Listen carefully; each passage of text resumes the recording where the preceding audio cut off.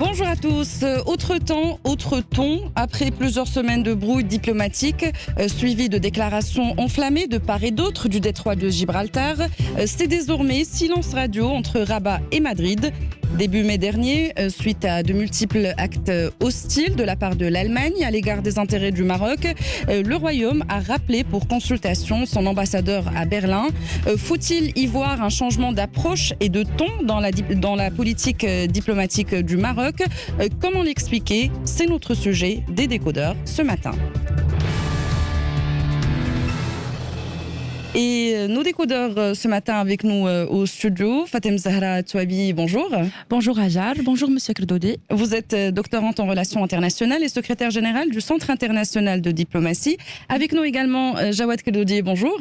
Bonjour madame, et c'est avec plaisir de retrouver bien sûr en présentiel votre radio. La première fois que vous venez en présentiel depuis le temps, vous êtes président. Et je salue ma compagne, bien sûr, ma collègue. Fatem Zahra Touabi, vous êtes président donc Jawad Kerdodi de l'IMRI, l'Institut marocain des relations internationales. Je commencerai par cette déclaration de notre ministre des Affaires étrangères. Il n'y a pas de solution berlinoise à un problème d'Afrique du Nord. C'est ce qu'a déclaré Nasser Bourita en expliquant l'absence du Maroc au sommet international sur la Libye tenu la semaine dernière en Allemagne. En message décodé ou en langage clair, Fatem Zahra Touabi, que faut-il comprendre par cette déclaration? Avant d'essayer d'expliquer cette attitude, essayer d'expliquer ce que Monsieur le ministre a insinué. Il a fait allusion à la conférence de Berlin, qui a eu lieu entre 1884 et 1885 et qui est connue comme celle du partage de l'Afrique, qui était sous l'impulsion du Bismarck. Et donc, les représentants de 14 pays s'étaient réunis pour se partager l'Afrique, et c'était un peu la feuille de route de la colonisation européenne. Et donc, durant cette conférence, on a partagé l'Afrique. Et donc, en parlant de ça, c'est comme s'il a comparé la conférence de 2021 avec le chancelier Merkel à celle de 1884. Et donc, le Maroc, avec cette attitude, qui si on veut dire c'est un moyen de protéger la souveraineté libyenne, puisque le Maroc est depuis 2015 présent et se veut un acteur important dans le règlement de ce conflit. Et donc, c'est clair, vu le ton utilisé, que la Libye, il a continué, il a dit que la Libye n'est pas un gâteau diplomatique où certains utilisent la crise comme un moyen opportun de se faire une carte visite.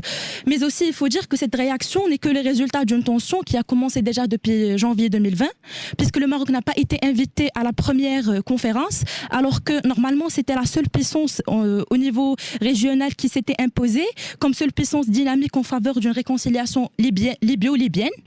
Et donc, il a fut bizarrement exclu de cette rencontre, alors qu'il aurait dû être le premier à être invité, et non seulement invité, mais aussi un acteur, parce qu'il était déjà très présent dans la région.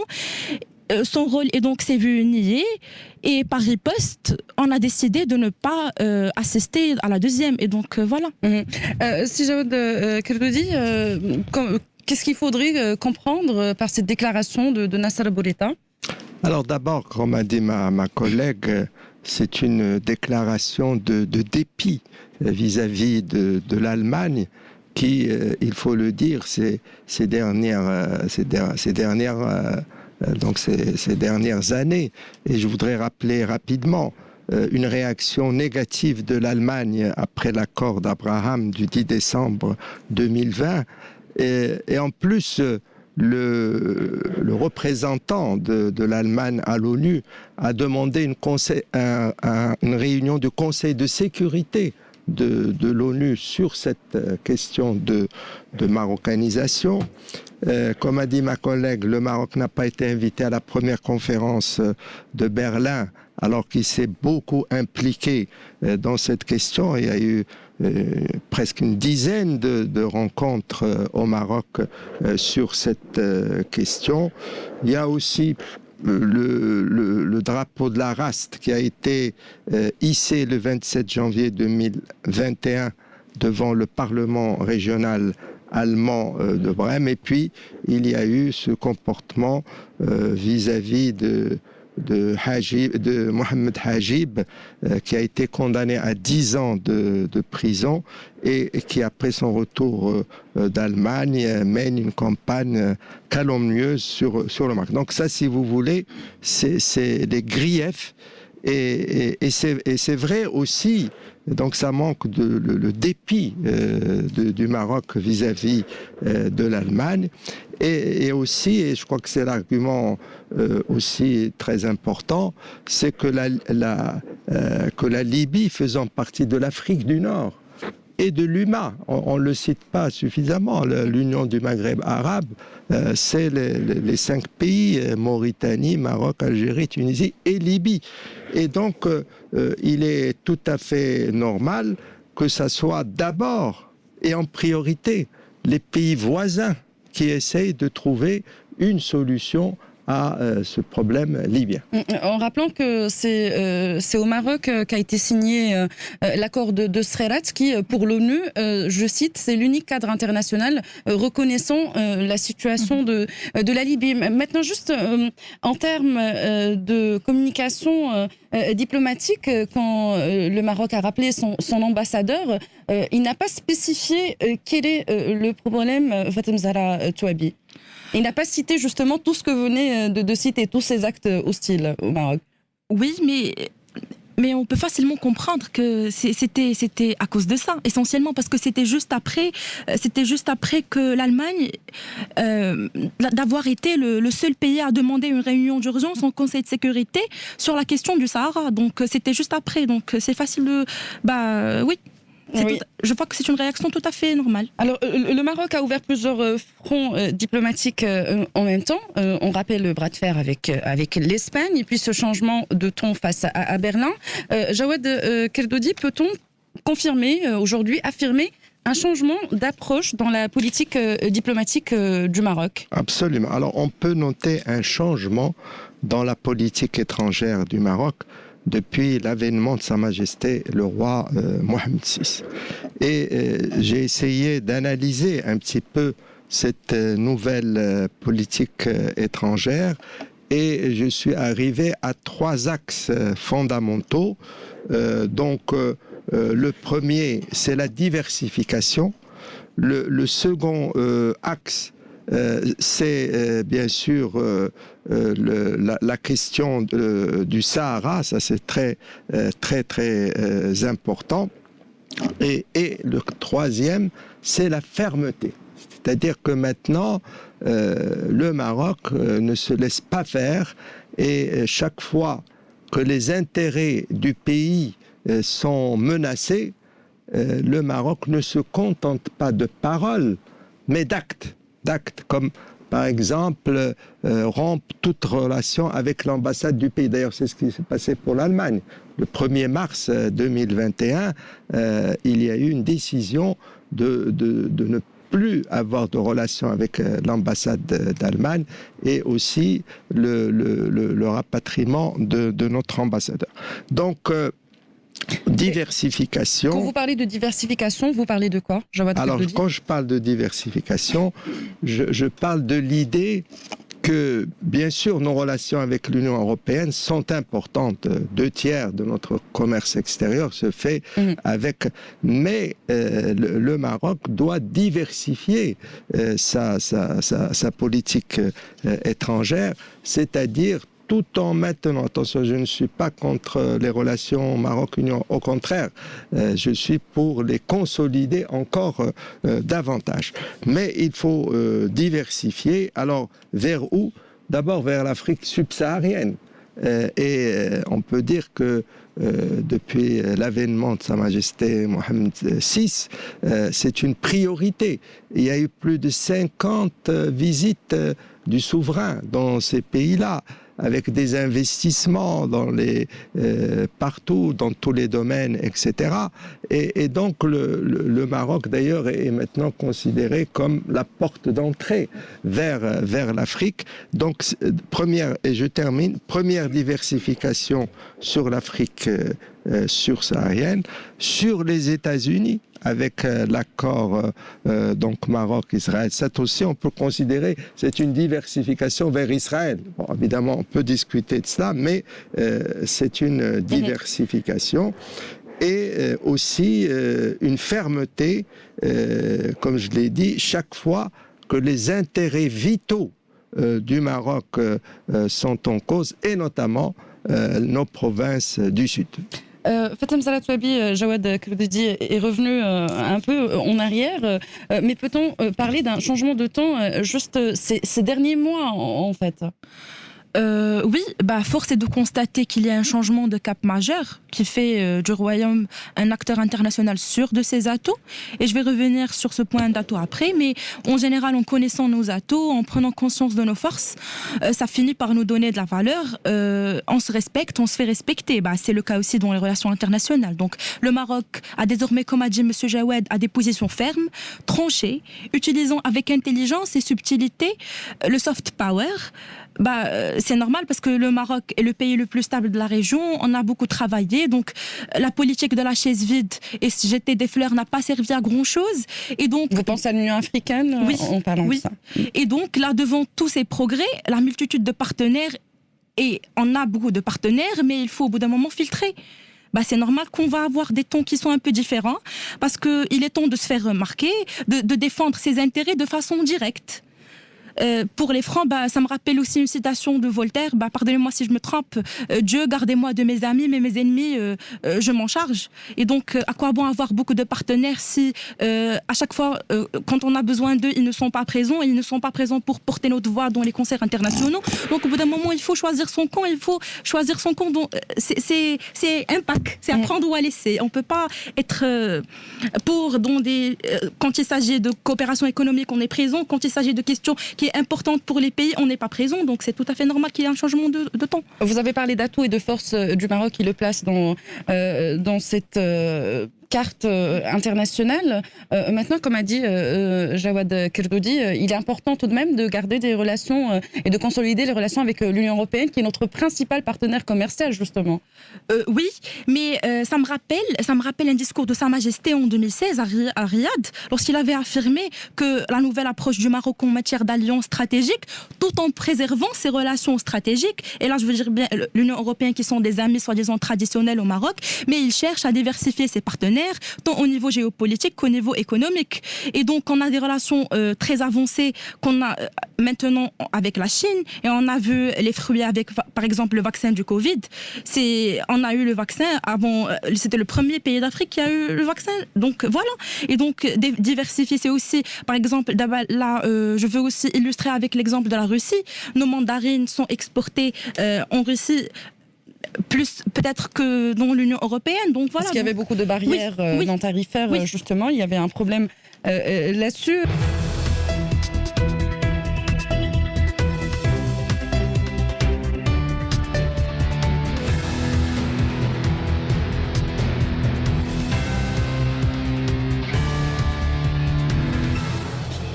Ce matin, dans les décodeurs, on décode ce changement de ton diplomatique du Maroc face à ses partenaires européens, certains d'entre eux en tout cas, à l'instar de l'Espagne et de l'Allemagne. Avec nous pour en parler, Jawad Khaldoudi, président de l'IMRI, l'Institut marocain des relations internationales, et Fatem Salatouabi, doctorante en relations internationales et secrétaire générale du Centre international de diplomatie. Alors juste avant le bulletin d'information, on en parlait, c'est un fait aujourd'hui.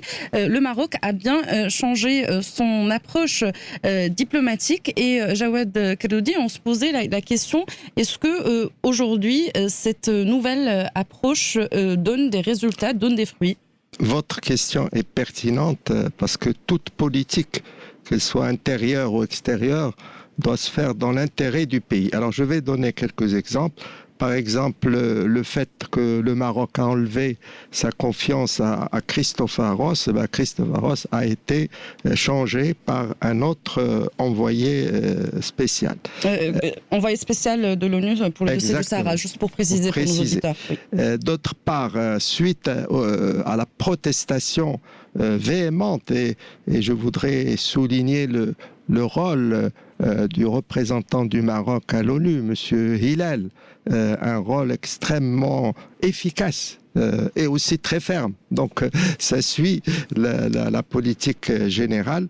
Eh bien, il n'y a pas eu d'élargissement des pouvoirs donc de la MINURSO au contrôle des droits de l'homme, parce que c'était d'ailleurs sous l'administration Clinton que cela avait été demandé, et devant la protestation, encore une fois, véhémente du Maroc, ça n'a pas été fait. Juste pour rappel, juste pour la préciser encore une fois, la MINURSO, qui est la mission des Nations Unies pour l'organisation d'un référendum au Sahara, c'est une opération des Nations Unies.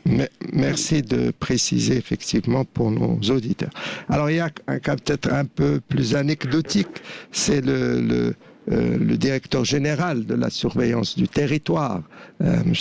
Hamouchi, qui a été convoqué par un juge français alors qu'il était dans la résidence de l'ambassadeur du Maroc, à Paris.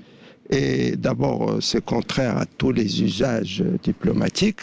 Et pour cela, le Maroc a suspendu toute coopération judiciaire avec la France pendant une année. Donc vous voyez qu'à chaque fois qu'il y a des actes, il y a des réactions du Maroc. Mais la question justement, est-ce que ces réactions donnent des fruits? C'est la bonne approche aujourd'hui. Eh ben c'est ce que je vous ai dit. Toutes les actions qui ont été prises ont donné des fruits.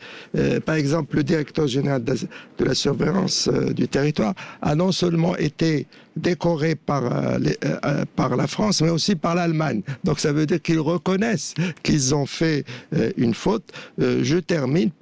Pour l'Espagne, il n'y a pas encore de solution, bien sûr, mais la dernière déclaration de la ministre des Affaires étrangères espagnole dit qu'elle regrette cette situation, qu'il faut trouver une piste pour en sortir. Donc il y a un infléchissement, en tout cas officiel, de la position de l'Espagne. Et enfin, en dernier lieu, l'Allemagne, malgré tous les problèmes que le Maroc a avec elle, a quand même invité officiellement le Maroc à participer à la deuxième conférence de Berlin. Donc c'est positif. Sur la Libye, Fatem Zahra Touabi, comment qualifier cette nouvelle façon de faire, cette nouvelle approche face à nos partenaires européens? Est-ce qu'on peut parler d'une diplomatie agressive?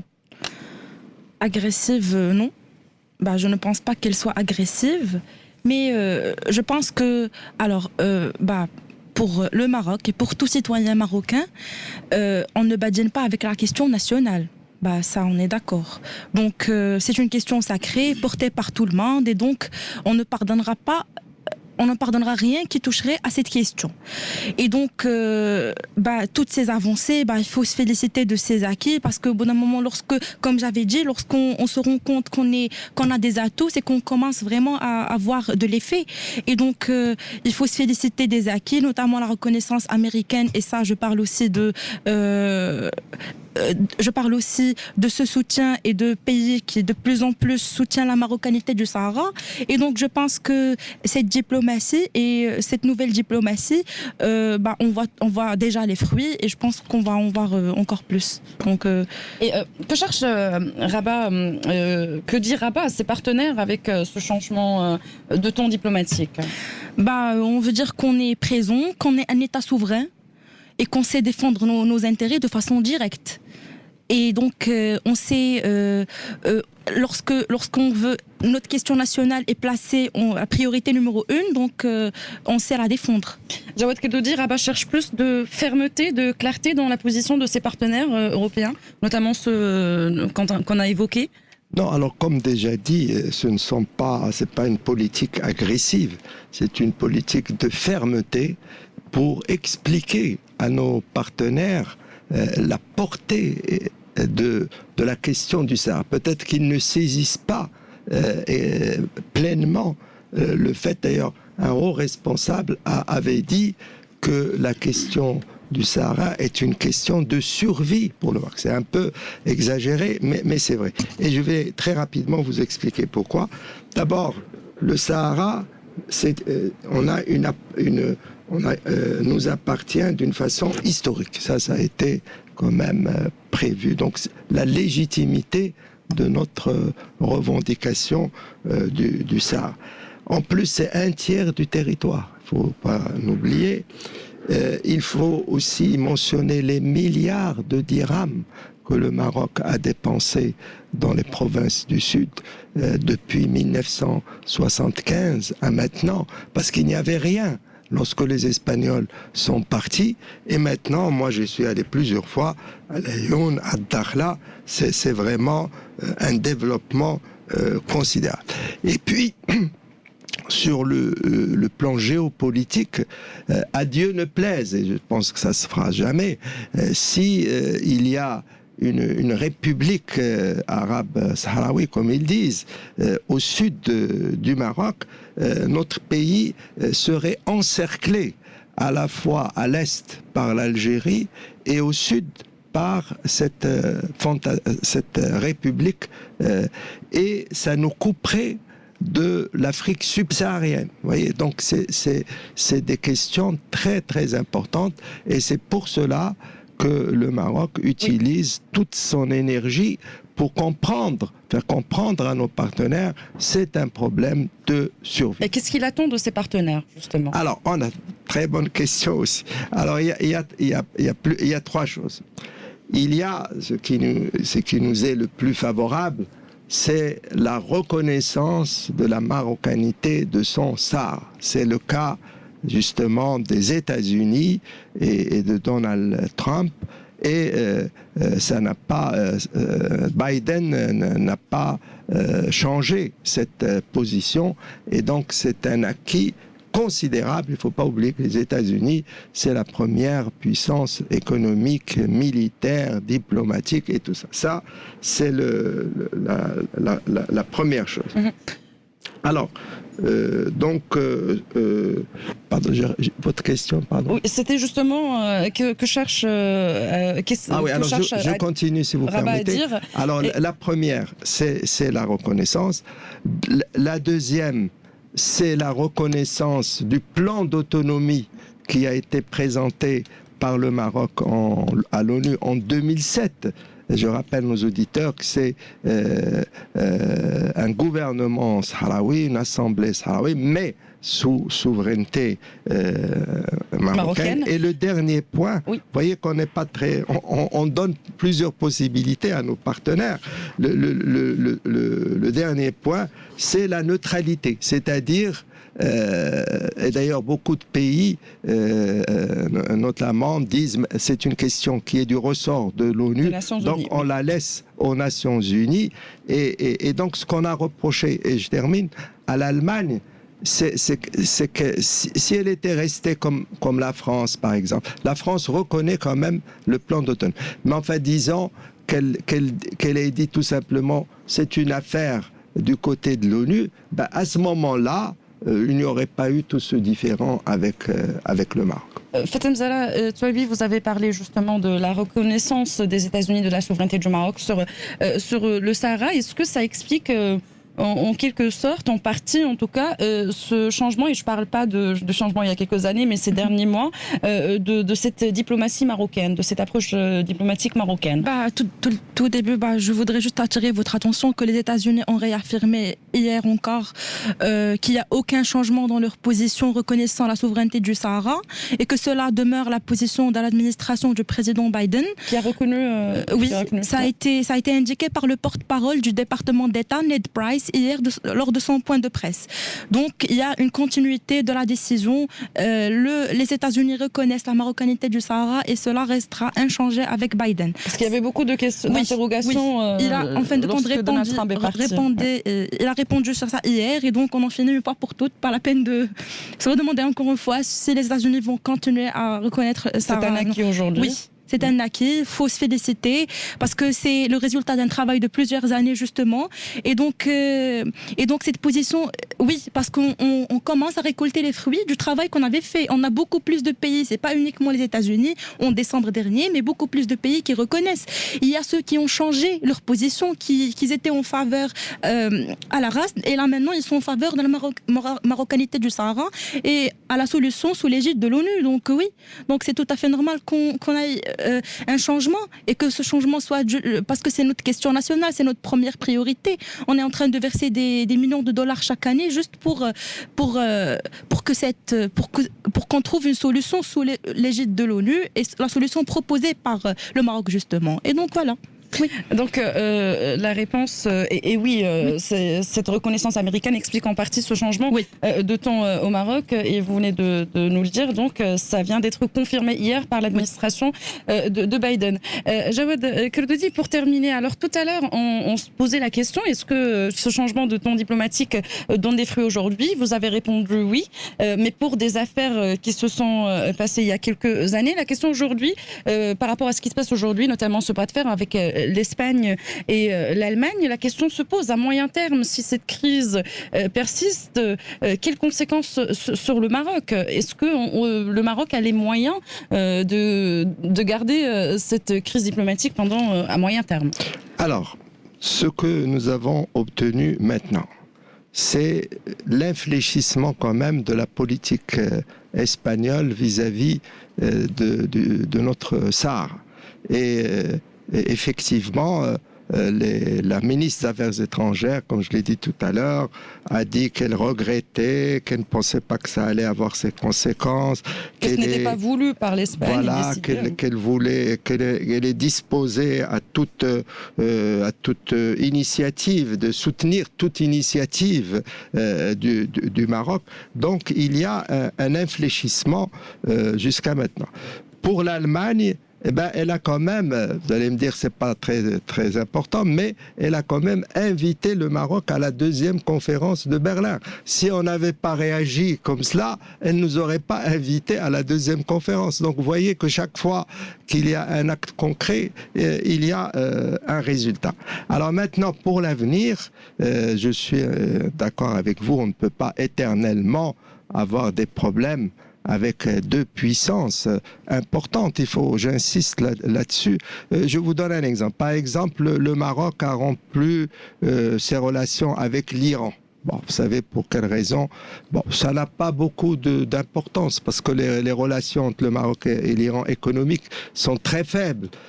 Par contre, les relations avec l'Espagne est maintenant le premier partenaire commercial du Maroc. Oui. L'Allemagne est quand même la première puissance économique de l'Europe. Et donc, je pense qu'il faut... et je pense que ça se fait en coulisses.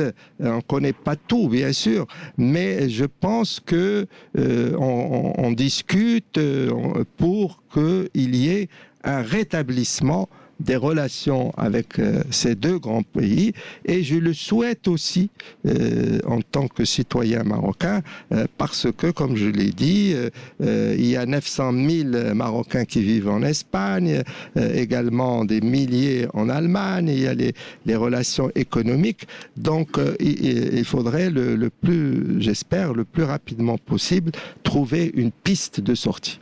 Fatem Zahra Touabi, pour terminer, dans l'avenir, la reconnaissance de la souveraineté du Maroc sur le Sahara, ou du moins la neutralité, pour reprendre le terme de Jawad Kerdoudi, c'est une condition pour des relations apaisées avec nos partenaires européens notamment? Je pense que c'est. Parce que là, la crise est là, mais je pense que le Maroc s'en sort bien. Donc, il s'en sort bien comme il le faut. Donc, au fil des années, on a réussi à développer beaucoup de relations, avec notamment cette question du Sahara a certes créé un peu de soucis avec avec des partenaires qui sont traditionnels, mais aussi elle nous a fait gagner beaucoup de nouveaux partenaires. Et donc, oui, avec ces nouvelles relations bilatérales et multilatérales développées, et il faut quand même essayer de garder des relations très proches avec ces pays amis et ces partenaires stratégiques et traditionnels. Mais à un certain moment, si jamais on n'est pas aligné sur la même ligne et que on va pas porter notre voix aux concerts internationaux au point de, parce que faut le dire, le fait d'appeler à une réunion d'urgence après la reconnaissance du Maroc par le Sahara par l'Allemagne, c'était un pas qui nuit aux intérêts du Maroc. Et donc le blocage, et donc on a eu.